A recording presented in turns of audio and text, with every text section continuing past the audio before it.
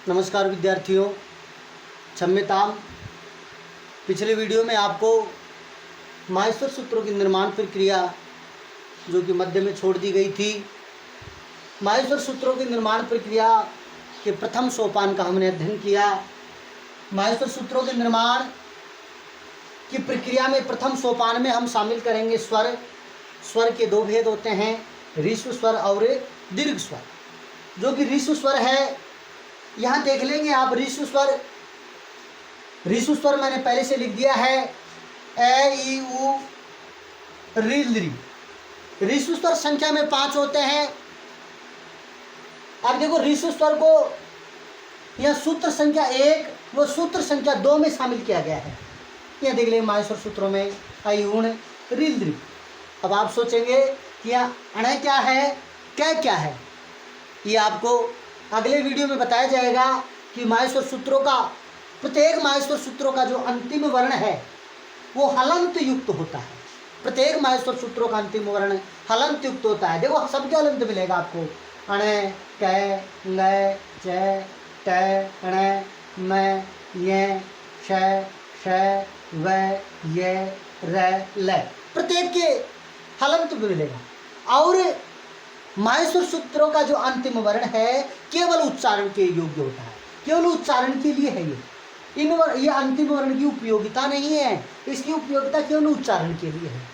यहाँ इन माहेश्वर सूत्रों से हम आपको अगले वीडियो में प्रत्याहार बनाना सिखाएंगे।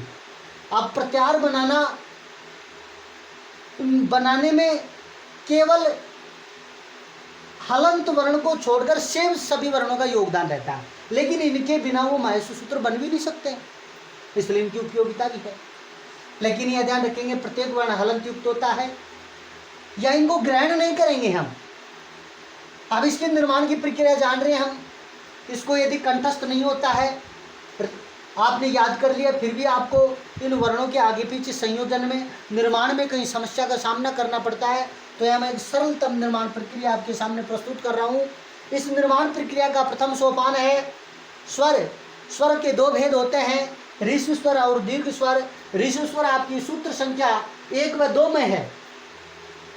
देखो, इन व्याकरणाचार्यों ने माहेश्वर सूत्रों के निर्माण को बड़े वैज्ञानिक तरीके से किया है। इनका निर्माण मनोवैज्ञानिक तरीके से किया गया है। संस्कृत एक अपने आप में परिपूर्ण भाषा है, एक मनोवैज्ञानिक भाषा है, इसलिए इनका निर्माण मनोवैज्ञानिक तरीके से किया है। सबसे पहले देखो, ह्रस्व स्वरों को यहाँ स्थान दिया है।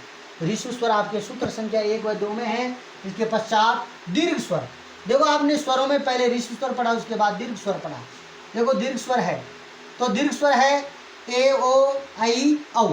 अब ये देखो, आप दीर्घ स्वर देखेंगे वहाँ सूत्र संख्या 3 और 4 में। जैसे ह्रस्व स्वर को 2 भागों में बांट दिया गया, सूत्र संख्या 1 व 2 में, उसी प्रकार दीर्घ स्वर को सूत्र संख्या, ये एओ को सूत्र संख्या 3 में और आईओ को सूत्र संख्या 4 में, इस प्रकार इसमें समायोजित किया गया है। तो इसको बांटा गया आपका सूत्र संख्या, आपके सूत्र संख्या 3 व 4 तक। 3 व 4 तक, सूत्र संख्या 3 व 4 तक आपके इस माहेश्वर सूत्र की निर्माण प्रक्रिया को यहाँ समायोजित किया गया है। तत्पश्चात इसके बाद, अब देखो, इसके बाद आप यहाँ क्या पढ़ते हैं, कै, च, ट, त, प, ये जो वर्ग हैं, वर्गीय व्यंजनों का आप अध्ययन करते हैं। इनको वर्गीय व्यंजन भी कहते हैं, स्पर्श व्यंजन भी कहते हैं। इनको वर्गीय व्यंजन भी कहते हैं, इनको स्पर्श व्यंजन भी कहते हैं। अब इसमें थोड़ा सा इसमें संशोधन है, एक प्रकार से एक वैज्ञानिक निर्माण प्रक्रिया को यहाँ स्थापित किया गया है। यहाँ सबसे पहले ये देखो, अपने वर्ग का प्रथम वर्ण है, ये द्वितीय वर्ण है, ये तृतीय वर्ण है, ये अपने वर्ग का चतुर्थ वर्ण है, ये अपने वर्ग का पंचम वर्ण है। जैसे परिवार में सदस्यों को स्थान होता है, तो कै वर्ण है, इसके परिवार में 5 सदस्य हैं, च वर्ण, ट वर्ण, त वर्ण और पै वर्ग। इनको वर्ग कहते हैं, कै वर्ग, च वर्ग, ट वर्ग, त वर्ग और पै वर्ग। इन 5 वर्णों का ही वर्ग होता है, अन्य नीचे जो लिखे हुए अंतस्थ उसमें इसका इनका वर्ग नहीं होता है। तो देखो, कै वर्ग में ये जो पूरा परिवार है, कै वर्ग, इसमें कै अपने परिवार का पहला सदस्य है, ख दूसरा, ग तीसरा, घ चौथा, ङ पांचवा। इस प्रकार से च, ये क च ट त प प्रथम हुआ, ये ख छ ठ थ फ द्वितीय हुआ, और ग ज ड द व तृतीय हुआ, घ झ ढ घ भ चतुर्थ हुआ, अंग ये अण न और मैं ये पंचम वर्ण हुआ। अब देखो यहाँ थोड़ा सा संशोधन होगा। यहाँ क्या करते हैं, पहले ऋषि स्वरों को शामिल करते हैं, स्वरों में ऋषि स्वर दीर्घ स्वर। अब निर्माण प्रक्रिया का द्वितीय सोपान, ये प्रथम सोपान था, अब ये द्वितीय सोपान। इस निर्माण प्रक्रिया के द्वितीय सोपान में, इस निर्माण प्रक्रिया के द्वितीय सोपान में अंतस्थ वर्णों को स्थान दिया गया है, अंतस्थ वर्णों को यहाँ स्थान दिया गया है। अब आप पूछेंगे साहब, हमने अध्ययन प्रारंभ में प्राथमिक कक्षाओं में ऐसे किया, इस प्रकार से स्वरों के बाद में, या एक वर्णमाला क्रम में या पाठ्य पुस्तकों में ऐसा लिखा हुआ था, पहले स्वर आते हैं, फिर व्यंजन आते हैं, फिर अंतस्थ आते हैं, फिर ऊष्म आते हैं, जान रहे हैं। फिर यहाँ मध्य में पाणिनि व्याकरण में या माहेश्वर सूत्रों में ये अलग स्थान क्यों दिए गए? इसका एक कारण है, मनोवैज्ञानिक कारण है। आज मैं इसका रहस्य आपके सामने उजागर करता हूँ। देखो, अंतस्थ व्यंजनों को अर्धस्वर व्यंजन भी कहते हैं या अर्धस्वर भी कहते हैं।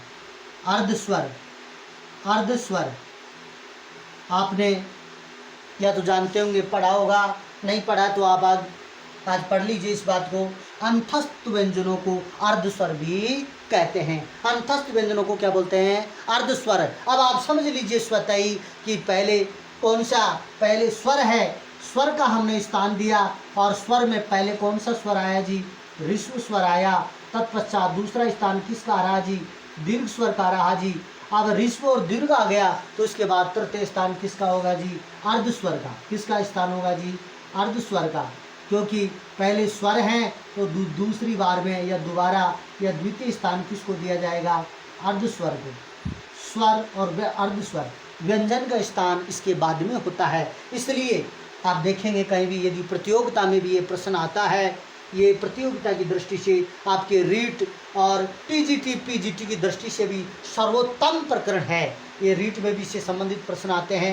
आपके टीजीटी पीजीटी आरपीएससी के first grade, second grade, third grade में भी इसके आपको प्रश्न मिलेंगे। डीएसएसबी के पीजीटी टीजीटी, यूपी में यूपीपीएससी के टीजीटी पीजीटी, इन सब में आपको यहाँ से प्रश्न देखने को मिलेंगे।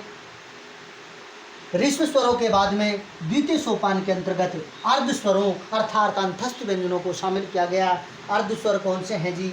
यहाँ अंतस्थ व्यंजन, अर्ध स्वर, इनको यहाँ मैं लिख सकता हूँ अर्धस्वर, अर्धस्वर या अंतस्थ व्यंजन, अर्धस्वर या अंतस्थ व्यंजन, अर्धस्वर या अंतस्थ व्यंजन द्वितीय सोपान में शामिल किया गया।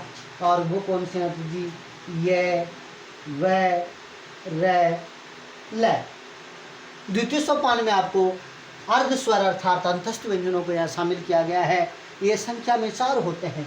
अब देखो अब आपको यह समस्या हो गई होगी कि ये है या क्यों है, क्योंकि माहेश्वर सूत्रों में एक प्रत्याहार बनाने के लिए है वर्ण, एकमात्र है वर्ण ऐसा है जिसका 2 बार आदेश हुआ है, अर्थात है वर्ण यहाँ 2 बार आया है। माहेश्वर सूत्रों से एक प्रश्न निकल के आता आपके सामने कि माहेश्वर सूत्रों में ऐसा कौन सा वर्ण है जो कि 2 बार प्रयुक्त हुआ है? ऐसा कौन सा वर्ण है जो कि 2 बार प्रयुक्त हुआ है? अन्य कोई भी वर्ण 2 बार प्रयुक्त नहीं हुआ है। तो ये है एकमात्र ऐसा वर्ण है जो 2 बार प्रयुक्त हुआ है। ये पंचम सूत्र में और चतुर्दश सूत्र में, 2 सूत्रों में है वर्ण का 2 बार यहाँ आदेश हुआ है। तो देखो प्रथम सोपान में स्वर आते हैं। स्वरों में भी पहले ऋषि स्वर सूत्र संख्या 1 व 2 तक, द्वितीय सूत्र संख्या दीर्घ स्वर सूत्र संख्या 3 व 4 तक। इसके बाद द्वितीय सोपान में अर्धस्वर या अंतस्थ व्यंजन जो आपके आते हैं वो है ये व रलय, और ये सूत्र संख्या 5 व 6, ये सूत्र संख्या 5 व 6 तक आपके शामिल किए गए हैं। अर्थात अंतस्थ जो व्यंजन हैं ये आपके सूत्र संख्या 5 व 6 में शामिल किए गए हैं। सूत्र संख्या 5 व 6 तक, सूत्र संख्या 5 व 6 तक शामिल किए गए हैं। सूत्र संख्या 5 व 6 तक आपके अर्धस्वर शामिल किए गए हैं। तत्पश्चात देखेंगे इसका तृतीय सोपान, इसका जो तृतीय सोपान है उस तृतीय सोपान में आप देखेंगे माहेश्वर सूत्रों की निर्माण प्रक्रिया का तृतीय सोपान है। अब आप देखेंगे उसके बाद जो पहले स्वरों का स्थान आता है द्वितीय सोपान में अर्ध स्वर अंतस्थ व्यंजनों का स्थान आता है, तत्पश्चात व्यंजन का स्थान आता है। अब व्यंजन में देखो आपने पढ़ा है पहले क च ट त प। अब देखो यार किसी एक वर्ण को न लेकर के, किसी एक वर्ग को न लेकर के पूरे क वर्ग को एक साथ लिख दिया, नहीं। यदि ऐसा लिखते तो प्रत्याहारों का निर्माण संभव नहीं था। इसलिए प्रत्याहारों का निर्माण करने के लिए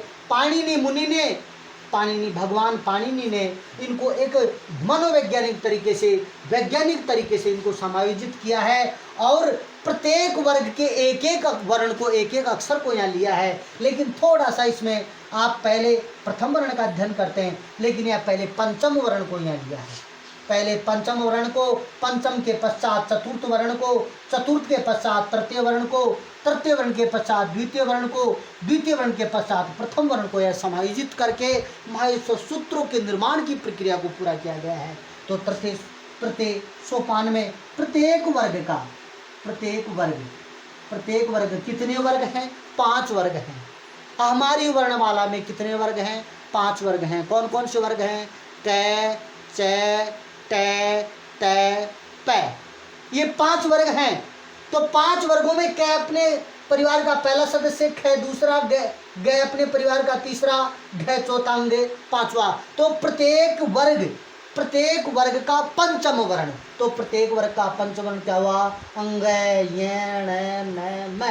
प्रत्येक वर्ग का पंचम वर्ण, प्रत्येक वर्ग का पंचम वर्ण मतलब 5वां वर्ण। प्रत्येक वर्ग का पंचम वर्ण कौन सा होता है आपका? प्रत्येक वर्ग का पंचम वर्ण होता है आपका अंग, य, अण, न और मैं। ये प्रत्येक वर्ग का पंचम वर्ण है। और जो प्रत्येक वर्ग का पंचम वर्ण आप देख लेंगे, आपका 5 और 6 सूत्र हो गया था। सूत्र संख्या 7 में आपका तृतीय सोपान यहाँ शामिल किया गया। देखो कितनी मनोवैज्ञानिक तरीके से इनको समायोजित किया गया है। ये सूत्र संख्या 7 आपके सूत्र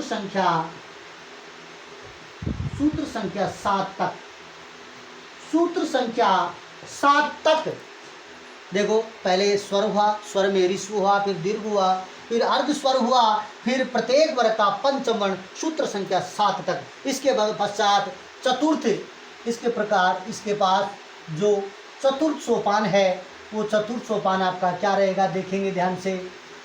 चतुर्थ सोपान में देखेंगे आप, चतुर्थ सोपान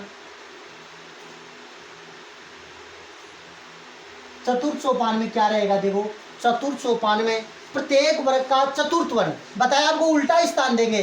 पहले पंचम वर्ण, फिर चतुर्थ वर्ण, फिर तृतीय वर्ण, फिर द्वितीय वर्ण और फिर प्रथम वर्ण। इस प्रकार से उल्टा कर देंगे। चतुर्थ सोपान में क्या होगा? प्रत्येक वर्ग का चतुर्थ वर्ण,